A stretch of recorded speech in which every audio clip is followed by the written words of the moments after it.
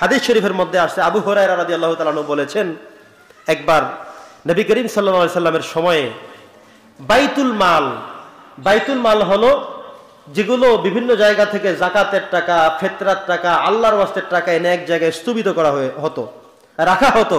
আবার কোনো গরিব মানুষ আসলে, অভাবী মানুষ আসলে, বিধবা আসলে, মিসকিন আসলে, ইয়াতিম আসলে তাদেরকে সেখান থেকে দেয়া হতো। এই যে খাজায়েন, সম্পত্তির ভান্ডার, এটার নাম কি? বাইতুল মাল। জোরে বলেন। নবীদের সময় সেটার নাম ছিল কি? বাইতুল মাল। তো একবার আবু হুরায়রা থেকে হাদিস আসছে, উনি বলেন যে রাত্রি বেলায় একটা মানুষ এসে দেখি ওই বাইতুল মাল থেকে সব নিয়ে শুধু ভেঙে পড়তেছে, নিয়ে যাবে। উনি বলেন আমি আস্তে আস্তে আস্তে গিয়ে খাপ করে হাতে ধরে ফেললাম। ধরার পরে সে বলল, ভাই আমাকে ছেড়ে দেন, আমি শয়তান। আমি কে? আমি শয়তান, খুব অভাবে আছি, আমার সন্তানগুলো না খেয়ে মারা যাচ্ছে, এই জন্য এখান থেকে চুরি করে নিতেছি। তিনি বললেন যে আজকে ছেড়ে দিতে পারবো, তুমি যে দুঃখ দুর্দশা অভাব দেখেছ আজকে ছেড়ে দিলাম, কিন্তু আর আসবো না বলে যাও। কয় আল্লাহর কিরা করে বলি, আর জীবনে আমি আসবো না। ঠিক আছে যাও। উনি চিন্তা করলেন যে যেহেতু আমার সাথে ওয়াদা করেছে সে আর আসবে না। পরের দিন আল্লাহ রাসূলের কাছে যাওয়ার পরে আল্লাহ রাসূল আগেই তাকে বললেন যে আবু হুরায়রা, কালকে কি বাইতুল মালে সেখানে কোনো শয়তান ঢুকেছে, কোনো চোর আসছিল? বলে হ্যাঁ হুজুর, আপনি জানলেন কিভাবে?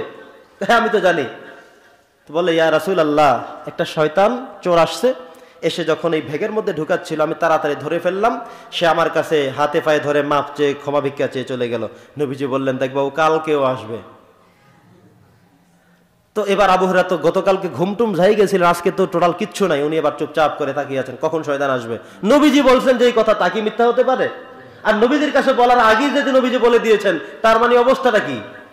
এবার পরের দিন তিনি তো নির্ঘুম অবস্থায় দেখলেন ওই লোক ঠিক এবার এসে আবারও সেই ভেগের মধ্যে আস্তে আস্তে করে ঢুকাচ্ছে। উনি গিয়ে আস্তে আস্তে গিয়ে খাপ করে ধরে ফেললেন, এই শয়তান তুই না কালকে বললি আর আসবি না?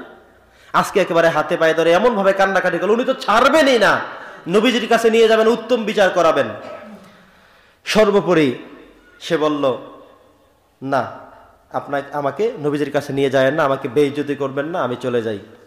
ঠিক আছে বলে সে চলে গেল। নবীজির কাছে গেল যে হুজুর আজকে যে তওবা পড়াই দিছি আর আসবে না। নবীজি বলে কালকেও আসবে। হুজুর এটা আবার কি বলেন? আমাকে যেভাবেই বলুক ও কালকেও আসবে, কারণ আসল অস্ত্র তোমার হাতে এখনো ওঠে নাই, আসল অস্ত্র এখনো তোমার হাতে ওঠে নাই। এবার আবু হুরায়রা রাদিয়াল্লাহু তাআলা আনহু পরের রাত এবারও চুপচাপ করে বসে আছেন। ওই শয়তান আবারও এসে শুরু করলো। এবার তুমি হাতে পায়ে বেঁধে নবীজির কাছে নিয়ে আসবেন, ওকে তো শেষ করে দিবেন, আজকে আর ছাড়াছাড়ি নাই, আজকে ফাঁসির আদেশ। সর্বোপরি শয়তান বলল ঠিক আছে, আমাকে নবীজির কাছে নিয়ে যাওয়া দরকার নাই, আমার বিচার করা দরকার নাই, তোমাকে আমি এমন একটা জিনিস শিখিয়ে দিয়ে যাব যেটা আমল তুমি করলে আমি কেন, আমার 14 গোষ্ঠী কেউ এখানে আসতে পারবে না। বলে সেটা আবার কি? সেটা হলো আয়াতুল কুরসি। সুবহানাল্লাহ পড়েন। সেটা কিসের আমল? আয়াতুল কুরসি। মাগরিবের নামাজের পরে তুমি আয়াতুল কুরসি পরে ফু দিবা, আমি কেন, আমার 14 গোষ্ঠী কেউ আসতে পারবে না। এটা নির্দেশ কার? আল্লাহর। ওয়ালা ইয়াউদুহু হিফযুহুমা, আল্লাহ তাআলা সব সংরক্ষণ করে রাখবেন। এবার আবু হুরায়রা চিন্তা করলেন ভালো একটা ওষুধ তো দিয়ে গেল, তো নবীজি কখনো বলে নাই কেন? এবার পরের দিন গেলেন, নবীজি বলেন কি আবু হুরায়রা আজকে আসছে না, কি শিখিয়ে দিয়ে গেছে?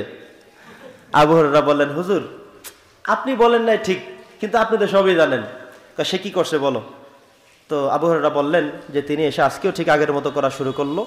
আমি যখন তাকে একদম সর্বোচ্চ শাস্তি দেওয়া শুরু করলাম, আপনার কাছে নিয়েই আসবো, আমাকে শিখিয়ে দিল যে আমি যদি আয়াতুল কুরসি অর্থাৎ আল্লাহু লা ইলাহা ইল্লা হুয়াল হাইয়ুল কাইয়ুম থেকে ওয়ালা ইয়াউদুহু হিফযুহুমা ওয়া হুয়াল আলিয়্যুল আযীম পর্যন্ত পরে বুকে ফু দেই, আমার শরীর বহন করি, তাহলে সেখানে শয়তান আর আসতেই পারবে না।